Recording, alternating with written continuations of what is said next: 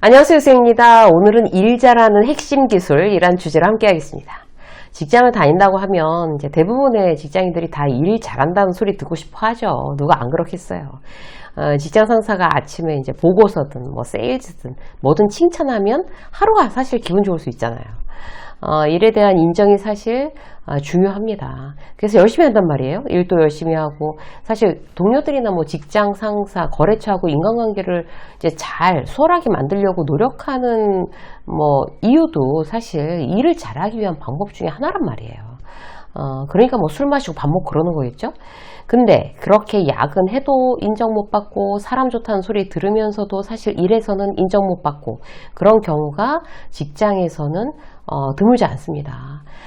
그래서 평소에 무엇보다 이제 우선순위는 내가 이제 일 잘하는 방법이 제대로 돼 있나? 일을 제대로 하고 있나? 이거에 대해서 관심을 가지고 배우려고 노력하는 게 회사 생활 수월하게 하는 지름길입니다. 오늘 간단하게 그 방법을 한번 이제 알아보려고 하는데요. 내가 이제 이 부분에 대해서 소홀히 하거나 빼놓은 게 없나? 그거 이제 확인하셔서 그 부분만 더 보완을 하시면 훨씬 더 여러분들이 힘을 얻으실 것 같아요. 자, 첫 번째, 유능한 경청입니다. 이거 사실 중요한데요. 사실 적극적으로 노력하는 사람, 막 제대로 경청하려고 노력하는 사람이 많은 건 아닌 것 같아요. 회의 시간이라고 치자고요. 한 부서에서 이제 신상품에 대한 마케팅 전략에 대해서 이제 발표가 있었어요. 처음부터 끝까지 입 다물고 있는 사람은 경청을 제대로 한 사람일까요? 그냥 듣고 있는 사람이죠. 회사에서는 특히 이런 유형을 방관자로 여기기 쉽습니다. 내가 그 내용에 대해서 관심이 있고 또 관련자라면 관련자니까 거기 앉아 있겠죠, 그죠? 관련 내용에 대해서 동료가 발표하면 당연히 질문이 있어야 되는 거예요. 질문하셔야 돼요. 이게 자기 어필의 가장 큰 요소입니다. 근데 사람들은 질문하는 걸 꺼리는 경우가 많아요. 가만히 있으면 중간은 간다고 생각하는 거죠. 그리고 질문을 했을 때 적절하지 않은 질문이라고 생각하면 어떻게 하지? 혹은 뭐 내가 그런 의도로 질문한 건 아닌데 저 사람이 대답을 못하면 굉장히 당황스럽지 않을까? 뭐 이런 거. 뭔가 말실수하면 어떻게 해야지? 제일 크게는 자기가 주목받고 싶지 않아서 가만히 있는 경우도 많아요. 내가 그의 이야기를 잘 이해하고 관심이 있습니다. 이거에 대한 가장 적극적인 표현이 뭘까요? 제가 잘 들었어요 라는 표현은 바로 질문입니다. 그리고 내가 이제 질문을 해야지라고 이제 결심을 하면 내가 이 잘 경청에 대해서 나 스스로 어필할 거야. 잘 듣고 질문을 해야지라고 결심하고 들으면 더 잘 듣게 된단 말이에요. 결국 나의 실력이나 진정성을 높이는 방법이 제대로 듣고 질문한다는 원칙이에요. 자기를 성장시키고 일을 더 잘할 수 있는 기본적인 방법, 잘 듣고 질문하는 거. 여러분들 이제 그 회의 시간에 나는 꼭 질문을 할 거야 라고 작정하시면 훨씬 더 잘 듣게 됩니다. 꼭 이제 활용해 보시고요. 두 번째, 유능한 리액션이에요. 유능한 리액션은 상대와의 대화를 굉장히 원활하게 합니다. 특히 비즈니스 커뮤니케이션에서 리액션 굉장히 중요하죠. 효율적으로 일을 진행시키는데 아주 중요한 요소예요. 이제 두 가지로 볼 건데요. 첫 번째는요, 유능한 리액션의 첫 번째, 맞장구 치는 거예요. 맞장구 치는 거. 말하는 내용의 키워드를 기억해서 반복해 주면 돼요. 굉장히 쉬워요. 뭐 예를 들어서 팀장님 죄송하지만 아이가 아파서 오늘 출근이 어렵습니다. 직원이 전화한 거예요. 후배가. 오전에 거래처에서 방문하기로 했는데 죄송하지만 대신 미팅해 주실 수 있을까요? 라고 했을 때 나는 어떻게 맞장구를 쳐야 될까요? 여보 많이 걱정되겠네. 그래서 많이 아파 애기는? 어떻게 많이 심각한 거야? 이게 바로 적절한 맞장구입니다. 애가 아프다는데 그거 딱 듣고 있다가 내가 오늘 일정이 많은데 뭐 어쩔 수 없네. 내가 알아서 처리할게. 이게 바로 좋은 맞장구일까요? 이건 전혀 제대로 된 맞장구가 아닌 거죠. 그래서 제대로 맞장구 치는 거. 이게 유능한 리액션. 첫 번째, 제대로 맞장구 치는 거였고요. 두 번째, 질문해 주는 거예요. 상대방이 잘 말할 수 있도록 질문을 던지는 거 굉장히 중요한 능력입니다. 예를 들어서 거래처랑 이제 미팅을 하는 상황이에요.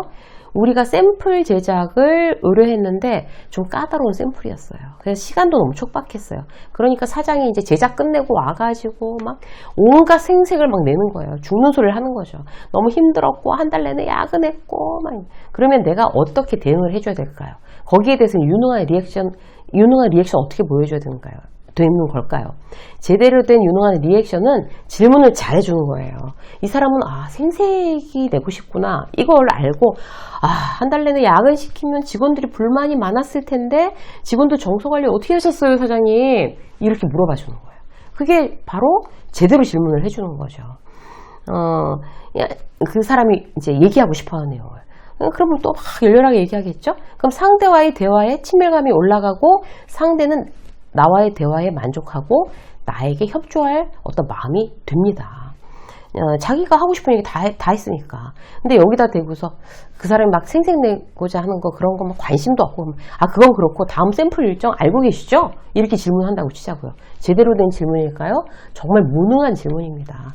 이래버리면 무능한 커뮤니케이션이 되는 거죠. 자, 유능하게 질문하는 거 여러분들 꼭 기억하시고요. 자, 일 잘하는 사람 어때요? 또 세 번째, 유능한 피드백이에요.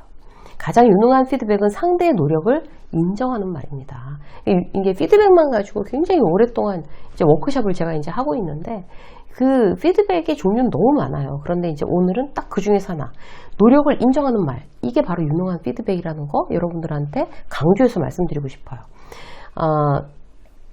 누구나 인정의 한마디를 듣고 싶어 하니까 그래요. 그 고용노동부 취업 포털 워크넷이라는 데서 직장인 2,200명을 상대로 해서 이제 설문조사를 했어요.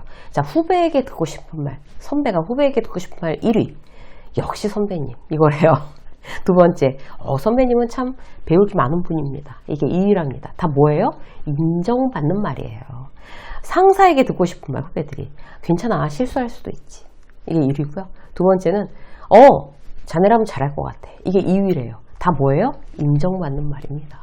인정받는 말, 아주 유능한 피드백이 되겠어요. 그 리더들하고 이제 그 강의 가서 얘기를 나누다 보면 의외로 직원들한테 인정하는 말 하지 않는 리더가 많아요.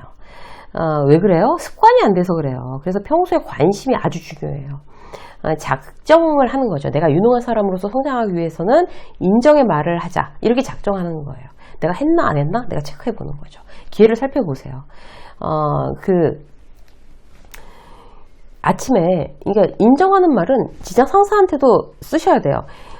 이제 부장이 새 프로젝트 진행 여부를 임원한테 딱 컨펌 받아갖고 왔어요. 그래서, 자, 상무님한테 컨펌 받았으니까 시작하자! 이렇게 얘기한 거예요. 그러면, 예, 알겠습니다. 이러고 마는 게 아니라 그 부장님에 대해서 인정의 말을 하셔야 되는 거죠.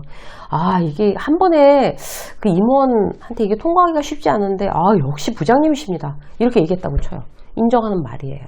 그런 얘기를 싫어할 부장님이 어디 있겠어요? 이게 아부예요? 아니에요. 인정해 주는 거예요. 한 번에 통과해가지고 어쨌든 컨펌 받아 왔으니까 일을 쉽게 만들었잖아요. 직장 상사가.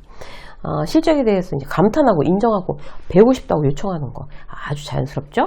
자, 네 번째, 유능한 자기관리예요. 유능한 사람은 무엇보다 자기관리가 아주 잘 된 사람입니다. 일단 체력 관리 하셔야 되고요.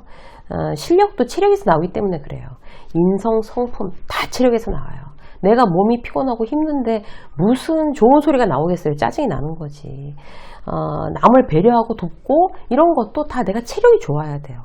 내가 컨디션이 좋아야 마음의 여유가 생기기 때문에 그렇습니다. 일단 일 잘한다, 인정받고 싶다면 무조건 나가서 뛰어야 돼요.